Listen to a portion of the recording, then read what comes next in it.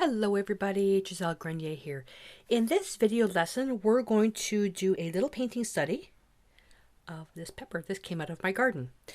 So I've got 3 studies actually that we're going to be doing. One will be, and it'll be basically using 3 different reds. So this particular lesson is on this red here. And when we want to color match something, we're going to take our little piece, whatever it is. It's ideally if you work for something live. And we're going to take our color palette and we're going to take a look as to what's the first color that we see. We have to ask some questions. Well, the first color I see is red.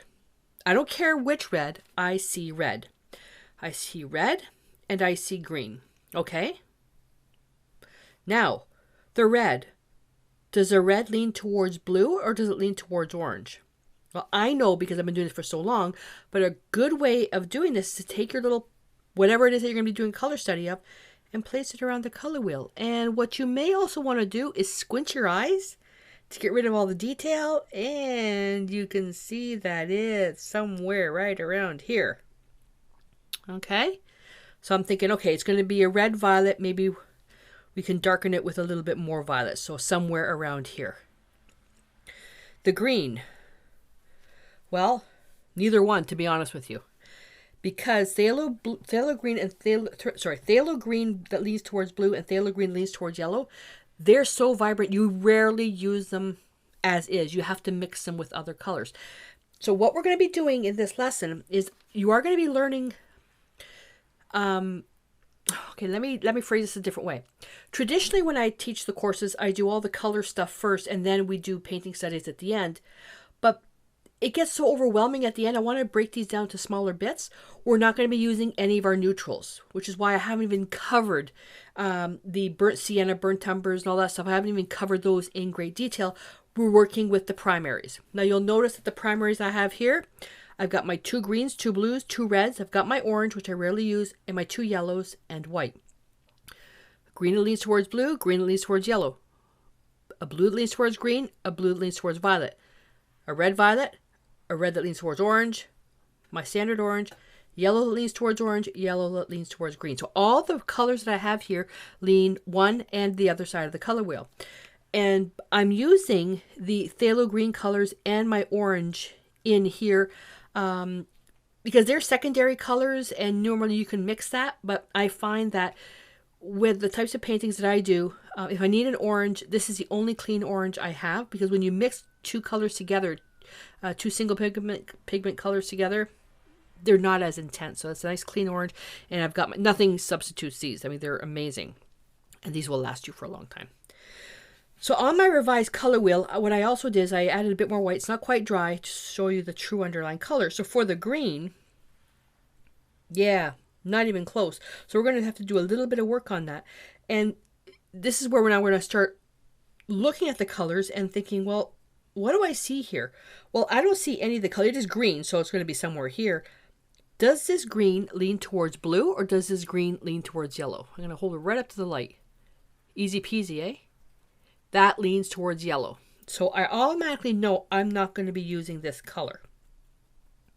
If you don't have any of the phthalo colors, a way that you can substitute is you can take a phthalo blue, so blue that leans towards green, and you can add the phthalo green that leans towards yellow. That'll make something green as well. Or, sorry, let me try that again. Phthalo blue, which the blue leans towards green, and you can add a hint of yellow light, which the yellow leans towards green. So these 2 will make something like this.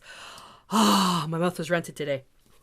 All right, so we're going to work with that. So we're going to have to, the hard part will be the stem, but the easy part will be the pepper. And I thought to make things a little bit more fun, we're going to do something. We're going to be working in, I'm working in my kitchen journal, and I'm going to be working on a spread that I basically prepped with, I just layered dictionary paper. So you can even use music paper, but what's the problem with this? What's the problem if I want to use something like this to do my painting study? So that's going to be your pop quiz question for this lesson. Why shouldn't I use this as a base for the painting? You can, but you really shouldn't. So if you, and then whatever you're going to use, take it, I'm not going to give the answer away, take it and then just You could collage it with, matte medium, or you can use decoupage medium, whatever you need. And I've got a really, really shiny coat on this. So what I'm going to do, put this aside. I don't want the pepper going in my paint. I'm going to put that over here. I need to knock this back a bit. Plus the paint, this is really, really, really, really sticky, shiny. So the paint's going to slip. So what I did is I ran out of my standard gesso, so I took the gesso that I had that was really, really thick, and then I thinned it down with some of the DecoArt chalky gesso, which will give me a nice finish. The chalky gesso was a little bit thin. I'm going to take my favorite brush, my number 8 Bristle Bright, and I'm just going to knock back the wording. What I'm doing right now is creating the tooth. If you wanted to use the dictionary paper like this as is, what you need to do is put a layer of something with a matte finish to create that tooth. If you use, let's say, a decoupage medium that was glossy, your paint's not going to stick. It's going to slip and slide. So using a matte medium with the finish will help.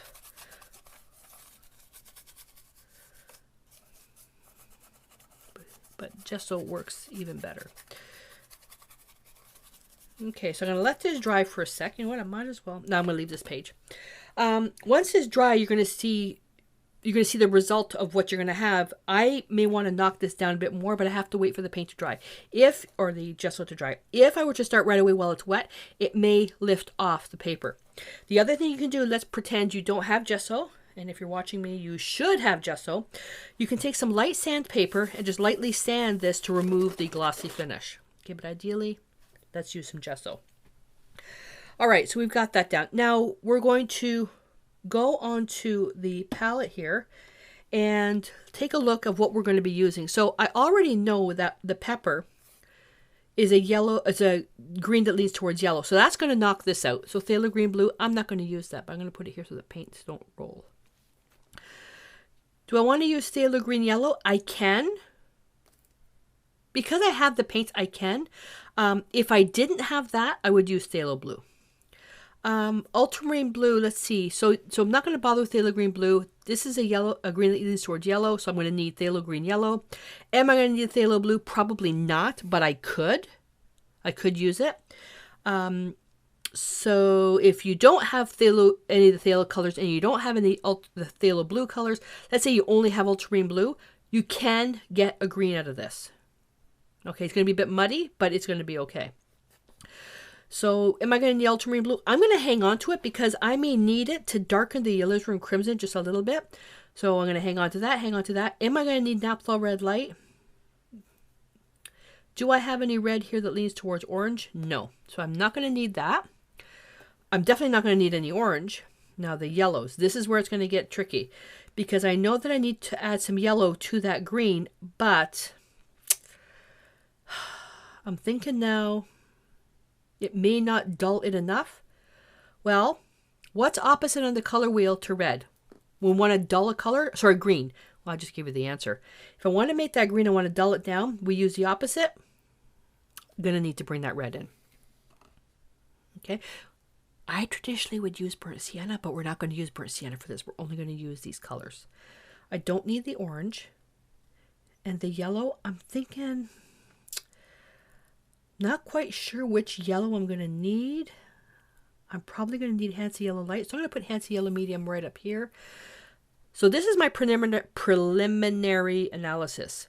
Phthalo Green Yellow, Ultramarine Blue, Permanent Alizarin Crimson, Naphtha Red Light, Hansa Yellow Light, and then Titanium White or Gesso. That's where I'm going to start.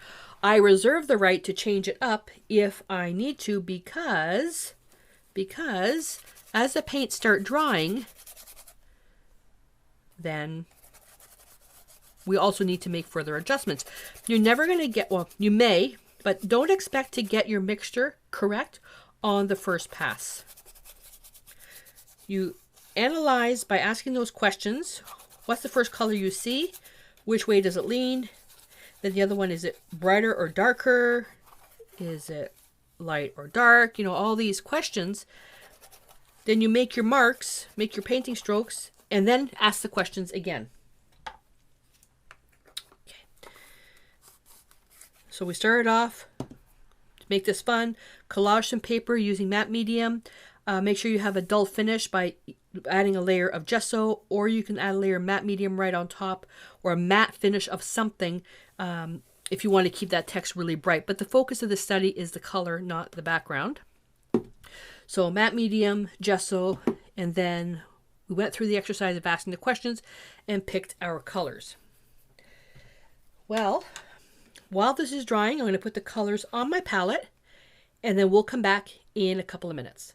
Okay, well, the dog next door finally stopped barking, so we can get going. All right, one thing I forgot to mention. If you've missed the lesson, go back and take a look at it. When we analyzed all our reds initially, another color that we could have used is the Traditions Quinacridone Violet, which makes a nice color here as well. Okay, so really any of these two. Because this is a color I don't use a lot, that's why I'm not going with it. I'm going to use a blue to darken up the red instead. So I just wanted to add that in just in case. So I've got my colors out here. My phthalo, green, yellow, ultramarine blue, permanent alizarin crimson, naphtha red light, and Hansa yellow light. Yellow that leans towards green. Okay. Naphtha red light is a red that leans towards orange. Permanent alizarin crimson is a red that leans towards violet. Ultramarine blue is a blue that leans towards violet, and phthalo green yellow, which is a green that leans towards yellow. So in making up the colors, so my pepper will primarily be over here, and the stem will primarily be over here. I'm using the naphtha red light to dull the green. Normally I would use naphtha red or even permanent alizarin crimson. Permanent alizarin crimson and phthalo green blue is awesome for a chromatic black or to make a neutral gray, but this is too much of a gray. Okay, that's why I'm going to go with naphtha red light. It has a little bit of orange in it, so it's going to dull, not completely gray everything out. Freestyle. We're working freestyle. So by now you need to have your little thingy or whatever. Pick something that's red that leans towards a violet. You can go ahead and pick that. Some ideas are red peppers from the grocery store. Tomatoes, you'd have to make sure you get a tomato that is red that leans towards blue. But we're going to be doing a painting study of a tomato. We're also going to be doing a painting study of a plum, a little red plum. I think it's a plum. So pick whatever you want. So you want to try to get something that leans towards blue and something that leans towards orange and something in the middle that has both types of reds in it. Okay, so you're going to use that. You can pick whatever you want. Look around the house. You've got to have something around the house that's red that leans towards blue. So I'm going to find something that's, there we go. That position is kind of nice. That one or that one. I'm going to do this because this looks more like it leans on a table. So we're going to work with that. I'm not going to make it tremendously big because it'll take forever. What I'm going to do is the way that I would normally do it. I would just freestyle this with, let's say, transparent yellow iron oxide or transparent red iron oxide. I would do that. Not using those colors. So what's the first color? Well, I'm just going to go with alizarin crimson, but I'm going to add some water to it. This is how I'm going to do my sketch. So I'm just going to get my shape set out, and it's going to look very geometric.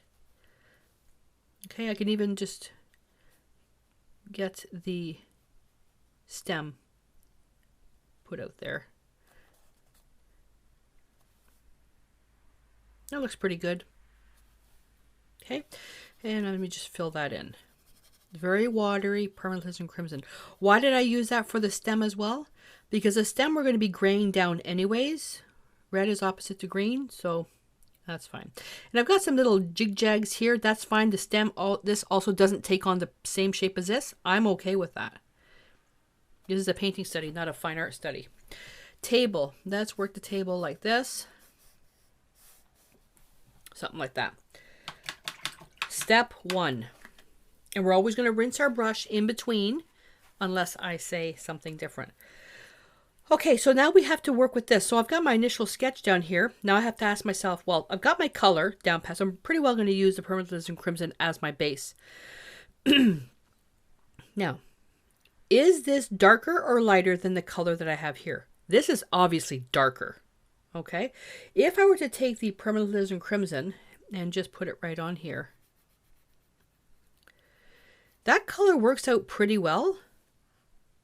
It's still not dark enough. That's pure. It's not dark enough. I'm going to take a little bit of blue with the red. And this is how I get my violet. This is the violet that I have here. Permanent Alizarin Crimson Ultramarine Blue. I love that violet. So I'm making that a little bit darker. Remember, when we want to make something darker or lighter on the color wheel, you work with the color that's next to it. Adding white changes the value. Sometimes that works, sometimes that doesn't. So I'm going to take this color that I have here, and I'm looking at the light. So there's a bright white here. That's the lightest value here. So I'm adding this color everywhere else. And don't worry if you're having trouble with this. We're just getting something down on paper, because all we're doing right now at this point, we're working with color. And ran out of paint, I had to mix some more, and it will not be the exact same. I'm okay with that. So we're just working with something just to get colors down. You can even do this, is good for abstract painters as well. And I'm looking and I'm squinting my eyes, looking to see how far this goes. And there's also a bright spot here, so I'm going to have to make sure I capture that. This is really pointy, so I'm going to just bring that out a little bit more. So that's about what I'm going to be going for the dark. Now, I can go back, rinse my brush, and I'm going to leave the paint all thick like that. I'm going to leave it like that. Now I'm going to go with the Permanent Alizarin Crimson by itself. I'm going to come right in and go in between, wet on wet, like that. Oh, that actually looks pretty good. And this is where my inner critic comes in. I like to blend, and I really should leave things alone. So I'm going to come back in with the blue, the red violet that leans more towards blue, and put more of that color in here. Again, working wet on wet. If you're a watercolorist, this you'll have to adjust your method. If you're an oil painter, you're going to be working wet on wet for everything. Okay, so we've got that in there. So I'm tilting it so you can see what I've got here, the actual colors. And squinting my eyes, this is still a little bit darker, but this is wet, remember? So when paint dries, it gets a little bit darker. It gets darker, and this particular paint turns a bit more into a matte finish, depending on how thin it is. This might be a bit glossy because of the ridges, but we'll just keep going with that. So now we can let that dry. So we're going to work on the green. That's going to be the hard part. Okay, so first color we see, green. Now a trick. Have some scrap paper, primarily white paper, and you can also put the color on here. And you can compare it this way. I usually do this, and then I always get paint on my little study piece. So the question, is this lighter or darker than this? This is lighter. The paint is lighter than this, so I know I have to darken it a bit. Squint your eyes. Okay, it's not much, but I know it's a little bit lighter. Is it duller or brighter than this? Oh my God, this is way too bright, so I know I have to dull it. We already know the green is on the right side of the color wheel, so really only have to deal with dulling this down and then making it a little bit darker. Well, dulling it down and making it a little bit darker will naturally occur if I'm going to use red as my mixing color, because red is opposite to green on the color wheel. So we're going to use Naphthol Red Light. Oh, phthalo green is so strong. What should I have done? I should have rinsed my brush and did this mix again. Taking Naphthol Red Light first, then sneaking into the side, a little bit of green, a little bit more. This is so you can see things happening. Okay, so now we have that a little bit darker. Let's go a little bit more. Doing it this way, you didn't see any of the progression happening. This way you can see what happens and how little I'm having to use. Now I need to bring in a little bit of yellow. Will this work? I don't know. I have no idea. Well, I do, but I need to go through the process for you guys. This is kind of muddy, isn't it? So what do we do if the paint doesn't come out? Well, this is too yellow. Okay, so I'm thinking, yeah, the ratio of these colors didn't quite work. So I think what I'm going to do is I'm going to work with colors that naturally go together. So I'm going to take the Hansa Yellow Light, go into the green, and then come in here. Oh, okay, this is looking a little bit better. We have a neon green now. Okay, well, is it lighter or darker? Oh, much, much lighter.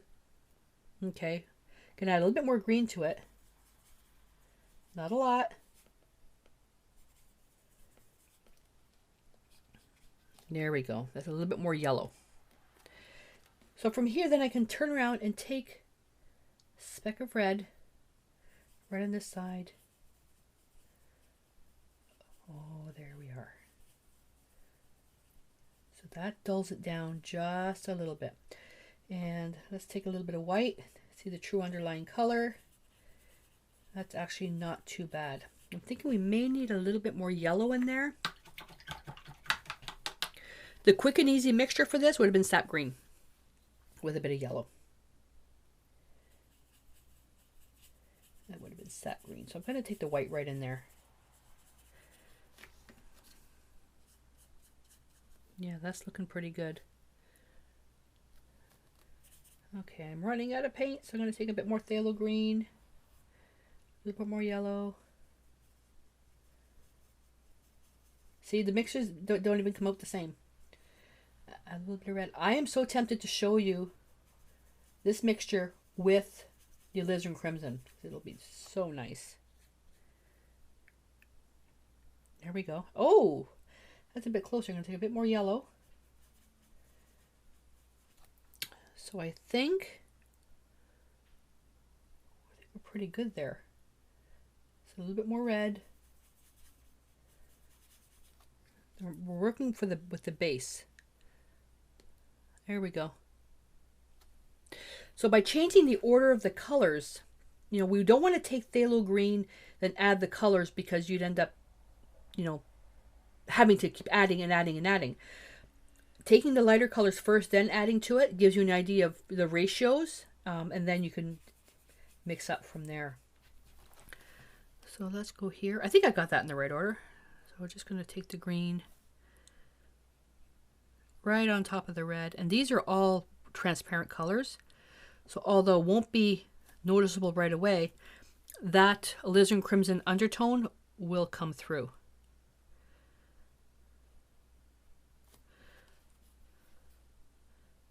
To prove that,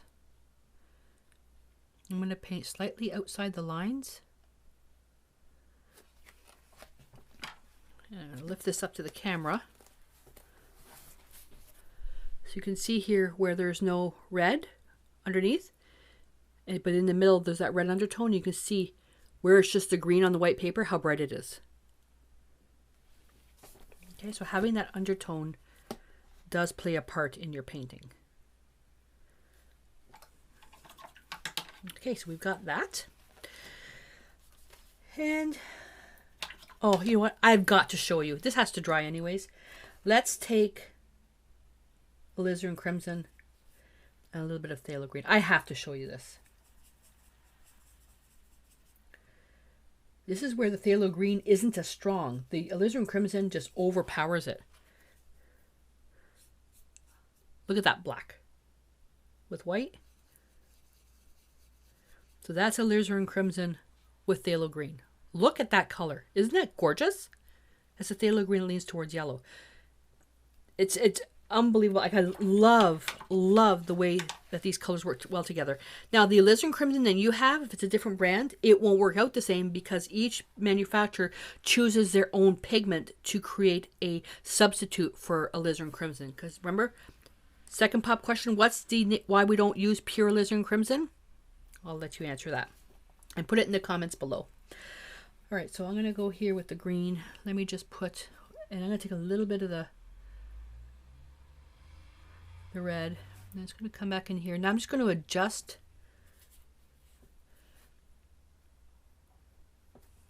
that. A little bit of paint, a little bit more red, and I'm just going to fix. Let's make this a little bit longer. There we go.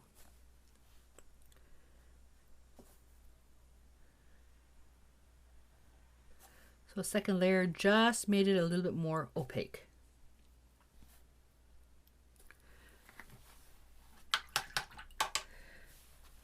Now I like the shape that I did with this, not this straight bullet type. I like the shape that I have here. Now the paint's almost dry. I'm going to come in with the alizarin crimson with the blue added in, and I'm just going to add a little bit more in here. I want to get rid of that transparency. I want to make it a little bit darker. Now this is where you can come in with that mixture that we made with the alizarin crimson and the phthalo green to really get something dark. Look how dark that is. Now the light that right now that's hitting this, where is this hitting this? This light. It's from my studio light that's right here. So it's in front of the, well, it's sort of on top of the pepper. It's coming in this way. Let me turn the light off. Okay, so there's that light that's hitting that highlight. Then I'm going to turn the other studio light off. That's hitting that one. Okay, so we have a light coming from here, this direction, and the other one is coming from this direction. So if it's coming at this direction here, this part here, the light isn't hitting it. So we can, I'm going to dry brush, just using the excess paint left in my brush, just to darken that a little bit more. And I'm just going to dry brush this a little bit coming up. And dry brushing is almost like a transparent layer to bring that, the start of that highlight. We're going to be hitting that highlight with red, so with white. Let's go back with a shadow. Let me take that alizarin crimson and green mixture. And this is just basically to set it in. You can just get in like that. Oh, that's tilting downwards. There we go.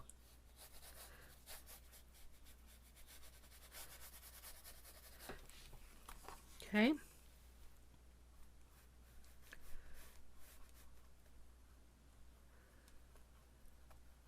All right. Now you can let that dry. I can keep working with this.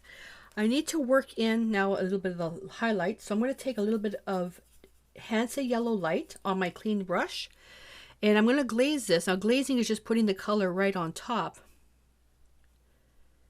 Now because it's transparent, you're not gonna, I'm gonna have to tilt this so you can see it. Because it's transparent, you're not gonna see much of that color. So you can see where I put just the Hansa yellow light right in there.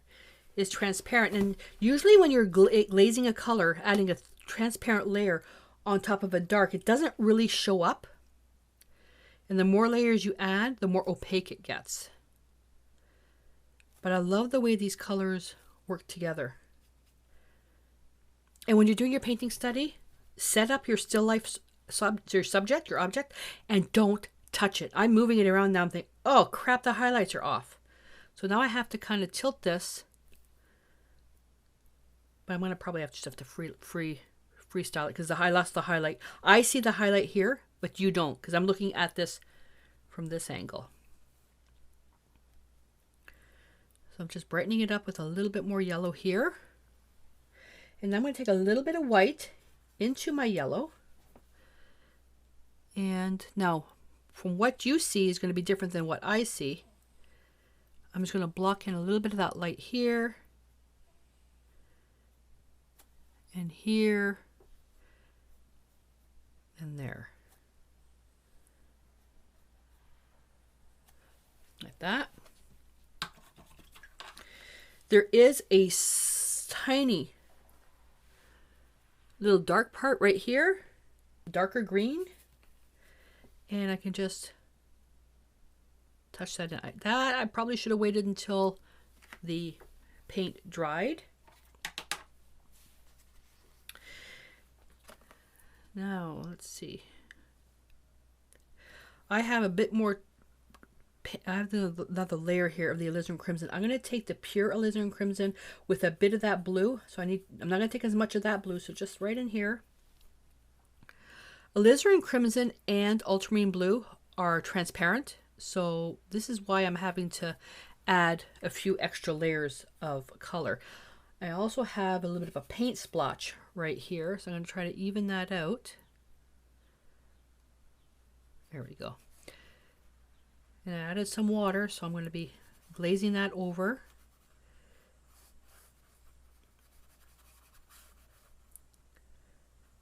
I was a little bit careless on this part here. Go. And now, once that's dry, I can add in a bit of a highlight. Let me work the highlight here. I'm going to take a little bit of that. So what are we doing? We're going to take a little bit more of that yellow with even more white. This is where it's not going to be much. And I'm going to take a little bit of green. I could take a little bit of this mixture here. Oh, no, that was the wrong mixture. Because that had red in it. Let's try that again. Yellow. A little bit of phthalo green. And then a speck of white. There we go. And really bring that to a fine point. I should probably go with a smaller brush. And just underneath what I see, not what you see, what I see.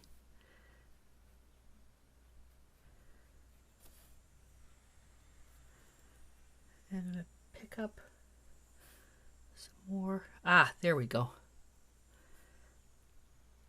And what I'm painting doesn't necessarily represent the shape. Freestyling it. Working with color. So if you want to make it where it's totally photorealistic, you're going to have to spend a couple of hours doing this. So we've got just 5 more minutes. Okay, so that's still a little bit wet, but we're fine to go. We're going to take some white with alizarin crimson. And I'm just going to block in just where I want to see that highlight. Here. Here. It actually goes right down all the way to here. Like that. And then what I see on my angle, I see one right here as well. So getting that put in with the white with the alizarin crimson gives you for a placement, because then if you don't like it, you can always just paint over it. What I don't like is, in my view, it's more straight. Oops, chaos just shook on the table. On my view, it's more straight. I'm going to break that up. I want to make it brighter here. Then I'm going to put something here. I want to break up that line so it doesn't look like a light shadow. I like that. Okay, and then I see one that's bright up here as well. Remember, my angle of what I see is different what you see. The camera's directly overlooking. The light is here and here. What I see, I'm looking at it this way, and the light is in front of me. So now I'm going to take a bit more white. Now I'm going to hit, this is going to be the heavy highlights. Just going to touch that in here. You know what I forgot to do? Rinse my brush. I forgot to rinse my brush. Bad, bad, bad, bad girl. Let's try that again. White, just a little bit. And here as well. I like the white being nice and thick.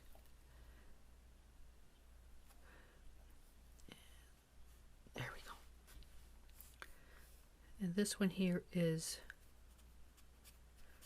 more spotty. And if you don't like to get your fingers wet with paint, then you can use a Q-tip.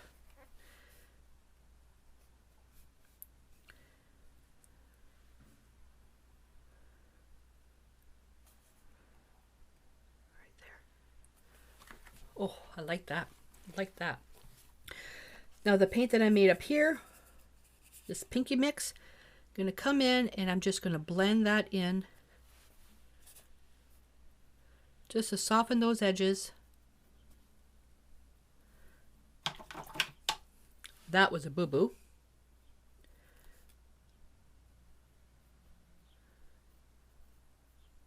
Because the highlight really narrows down here. You can glaze right over the highlight and the marks will still show, but it won't be as white.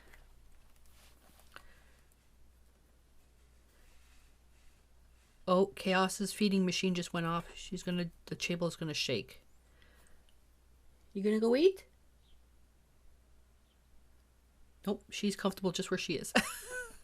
Oh, there she goes. The table's shaking.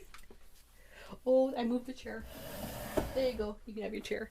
Alrighty. So there we go for the study. Now remember, you're not going to copy mine. You're going to take your own thing. But when you set up your little piece, paint it at that angle. So if I were to, this is what I'm seeing. Something, well, the shape is like that. Almost like that because the angle I'm on. So when you set up your piece, don't move it. All right. So there you go. So you've got that in there. And so we went through a whole bunch of questions to paint this. And from here, you should, I'm just going to add another layer here. You should have been able to start, you should be able to start understanding and analyzing the colors, the dullness, the intensity, the values and all that stuff. That should be coming to you now a little easier. And if it's not, go back and review. Go back and review the material and do the exercises. Don't just watch the videos. You need to do the exercises, and you know, because you have to be able to apply what you've learned. I smudged the paint here. All over my hands. Alrighty. So there we go. Now what I want you to do is create your painting study of whatever it is that you're going to be working from. Try to spend maximum half an hour on it, if at all possible. Don't go overboard on trying to create a fine art piece. We are working with color. So you're going to create your little semi-abstract piece, and then you're going to let it dry, and don't forget to sign it and date it so you have a record of what you've done. And then post a picture in the community or on the Facebook page. The links are in the description below, because on YouTube you can't post pictures. So depending on where you're watching this, you're going to post a picture below. And also any aha moments, any things that you realize with the colors that you use, anything unusual or where you've made a mistake and tried something else that worked out worse or worked out better, anything that you realized while doing this study. And then we can have a discussion about it. Alrighty, so one thing I do ask that if you are watching this on YouTube, please don't post your questions on your piece there because I can't see your picture. You must post it in the on the Facebook page or in the community so I can actually see what you've done and then give you a educated answer. Alrighty, so hope you enjoyed the study, and until I see you next time, stay inspired.